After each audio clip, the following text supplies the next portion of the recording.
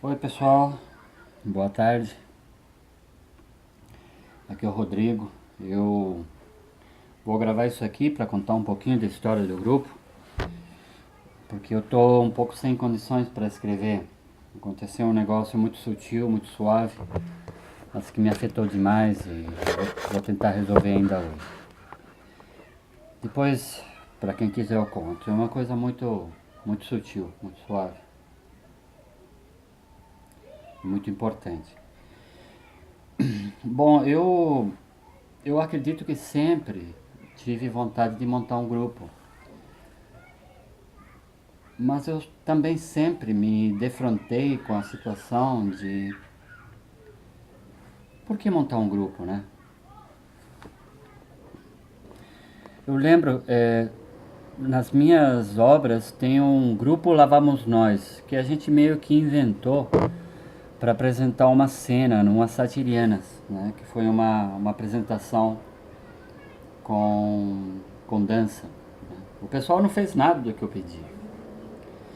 Depois teve um tal de grupo Solilóquios de teatro, porque eu não acreditava no diálogo, né? Eu acreditava no monólogo, mas nunca acreditei no monólogo, eu acreditava no solilóquio. Solilóquio é uma palavra técnica para dizer um monólogo que tem uma função um pouco maior do que simplesmente uma pessoa que fala sozinha, né?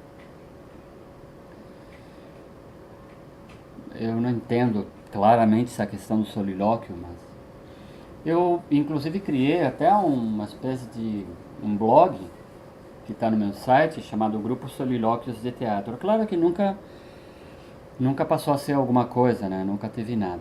Né? Eu fazia as peças e incluía lá no grupo, mas não havia grupo, né? Nunca houve. E depois, o que aconteceu foi que, fazendo a oficina da Lulu Pavarim, conhecendo várias pessoas, e eu estava meio que no limite, porque trabalhava num lugar que eu não gostava, não conseguia falar com quase ninguém. Aqui em Taboão não conhecia quase ninguém. Passava nos lugares, bebia café, andava com o carro de um lado para o outro e nem reparava quando batiam em mim. Daí eu me meti a fazer essa oficina de teatro com a Lulu Pavarim, porque foi convidado pela Letícia Kreb, que eu conheci numa outra oficina, na oficina da Fernanda Dumbra, Fernanda Ribeiro de Lima. E, e nessa oficina eu era muito ruim, né? Eu não sabia me comportar, não sabia, não sabia me postar em cena. Eu sempre tive uma cara, um rosto muito expressivo, então isso me ajudava, mas eu não sabia fazer nada. Além do que, eu ainda era muito ruim no trabalho com o corpo, né? Trabalho, movimentos corporais e tudo mais, né? Daí que eu fiz a oficina da Lulu e várias pessoas, eu continuei amigo dessas pessoas, né? Eu tinha poucos amigos, né? Na verdade, eu acho que eu não tinha nenhum. Talvez eu tivesse um, o Renatinho, que eu não vejo faz tempo. E aí aconteceu que eu me envolvi com uma garota, por um lado, e isso foi um determinado momento em que eu fiz uma cena em que eu convidei a Gabriela Espaciar para me ajudar e ela foi. E eu achei uma coisa muito bonita, o fato dela ter ido. E era uma cena experimental, a cena Portas, que é um monólogo. E depois também aconteceu que eu encontrei a Cristina Freitas numa livraria e eu vi que ela estava muito magoada ou confusa ou puta por não atuar. Aí eu fiz umas cenas, fui fazendo cena, né? Daí eu fui fazendo cena para várias das amigas, principalmente amigas, e E também aconteceu que eu fiz uma cena para um sarau da terça da Ivone FS, que eu queria de uma forma experimental lidar com uma questão minha, que é a minha imagem perante as mulheres que tiveram alguma importância na minha vida. Porque naquela época eu enfrentava uma dificuldade muito grande de saber afinal onde é que eu estava na minha relação com as pessoas e com a relação com as mulheres. porque afinal a minha esposa tinha se separado de mim, eu não estava bem com a minha mãe, nem estava bem com a minha irmã, e nem sabia que tipo de mulher queria, se é que queria alguma mulher. Eu queria, mas eu não sabia o que, então eu estava muito confuso. E aí eu fiz aquela peça Sonhos, né?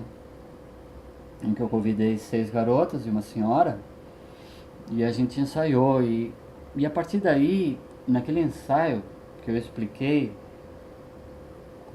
cujo aspecto eu acho que eu expliquei em algum lugar, mas que eu vou tentar colocar aqui no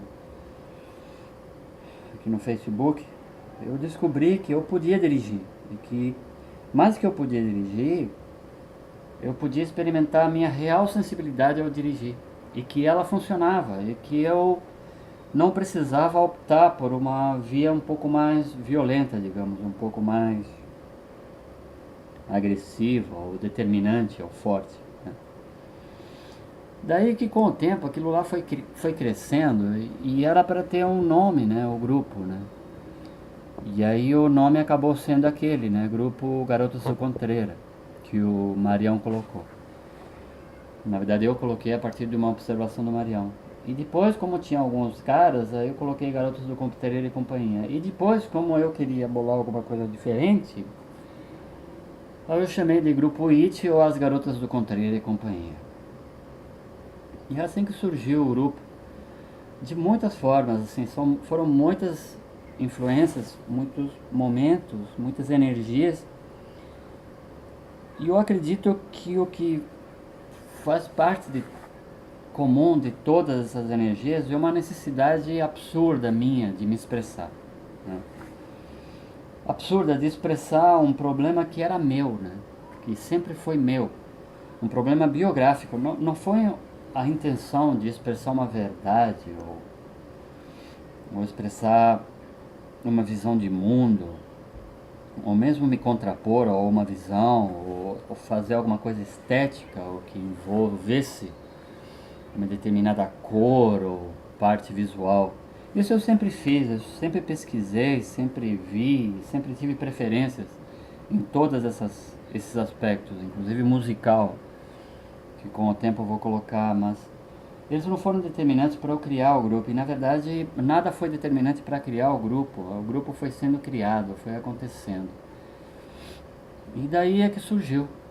Esse eu tentei ser bem agora na explicação, tentei ser bem factual, porque a gente tem a tendência de dourar a pílula, sabe? Uma coisa acontece e a gente começa a criar todo um mito ao redor. E nesse caso aqui não tem nenhum mito, não. Por outro lado, existe uma realidade muito forte, interna minha, que claro, né, pode ser importante e que eu acho que está sendo importante na hora em que convido e que eu mantenho as pessoas no grupo, né? Que elas aceitam ficar, né? E é muito importante também na minha convicção pessoal de o que é que eu sou. Tanto é que, por exemplo, agora, eu confesso a vocês, eu estou gravando, mas não sei se dá para perceber que a minha voz está um pouco embargada, porque aconteceu uma coisa muito pequena, uma observação de uma pessoa, que eu não sei por que está repercutindo em mim, entende? E me afeta profundamente, e me deixou muito magoado. E eu não sei o que eu vou fazer com aquilo, entende? E esse tipo de sensibilidade é que eu considero fundamental para a gente, viu? Não eu, tá? A gente desenvolver trabalhos nessa sensibilidade em que eu acredito, ou seja, nessa via, entende? A sensibilidade é necessária, essa sensibilidade é necessária, porque é a única na qual eu me dou bem, eu me sinto bem, que é uma coisa muito sutil, muito suave, ao mesmo tempo muito forte, tá? Que para dar um outro nome poderia chamar de amor, mas eu não sei se é bem amor, sabe? Alguma coisa desse tipo, tá bom? Até mais.